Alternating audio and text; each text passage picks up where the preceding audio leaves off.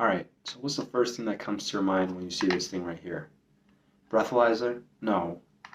Vape? No. This is a health-related channel. You gotta think healthier. Although you are right that it has something to do with the lungs.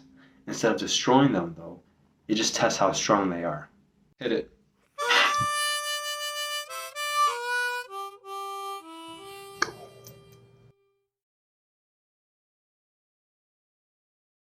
So this thing right here is a flow meter, which measures the airflow through your lungs when you exhale. But what exactly is airflow? So all airflow is the movement of air in and out of your lungs when you inhale or you exhale. The air first enters your body when you inhale through your nose or your mouth, and as soon as you inhale, the air enters your trachea or your windpipe. And this brings the air down into your lungs.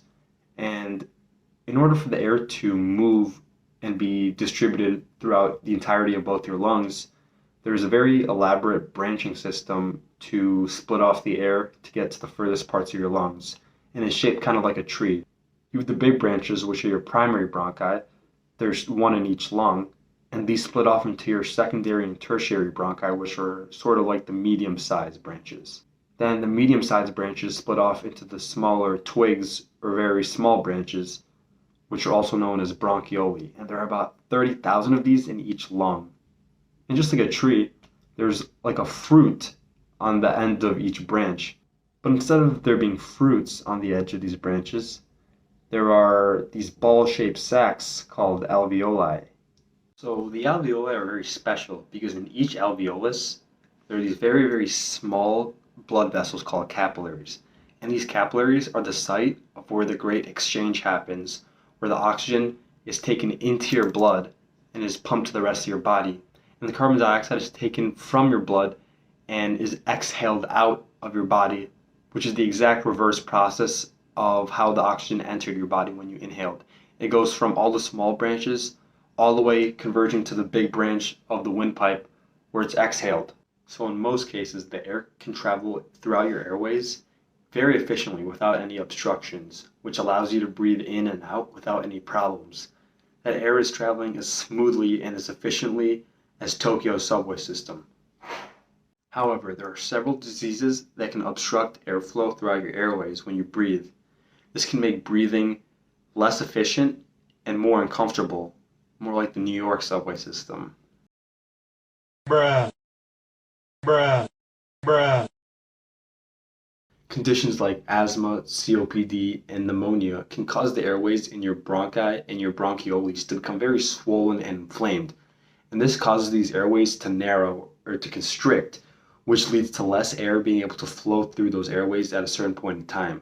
Furthermore, COPD and pneumonia can either temporarily or permanently damage the alveoli sacs in your lungs, meaning that your heart has less oxygen to pump throughout your body, and there's more CO2 trapped in your body that your body needs to breathe out. So for people with these types of conditions or very similar ones, it's very, very important to measure how much air that they're breathing in or out at a certain amount of time. It's very important for them to monitor their airflow. However, you can't directly see what's going on with the air flowing through your body with your eyes. So the next best thing is to be able to quantify that or to measure how much air you can breathe in or breathe out with a certain breath. And that's where this thing comes in. So this bad boy right here is able to measure the strength of your breath. That means when you exhale into this thing for several seconds, it'll return a reading on this scale that quantifies the strength of your exhale. Or in other words, it'll quantify the volume of air you can exhale over 1 minute, which is equal to your volumetric flow rate of air. Alright, enough of me talking. Let me show you how this thing actually works. When you blow air into the flow meter, it travels into a very thin and long tube called the variable orifice in the center of the device. When the air enters the tube, its speed increases because the tube has a very small area for the incoming air to fit into, meaning it has to speed up to maintain the same flow rate, thanks to the fact that the mass of a closed system must remain constant. As the speed of the air increases in the tube, its pressure decreases as shown by Bernoulli's principle. The change in pressure of air in the tube leads it to be different from the pressure outside of the tube. This creates a pressure difference, which causes a mechanical force to occur in the flow meter. This pushes the scale meter on the top of the machine that you see which returns you the much awaited reading of the flow rate of your breath. To use the flow meter, you first need to sit or stand up straight to open up your airways as much as possible.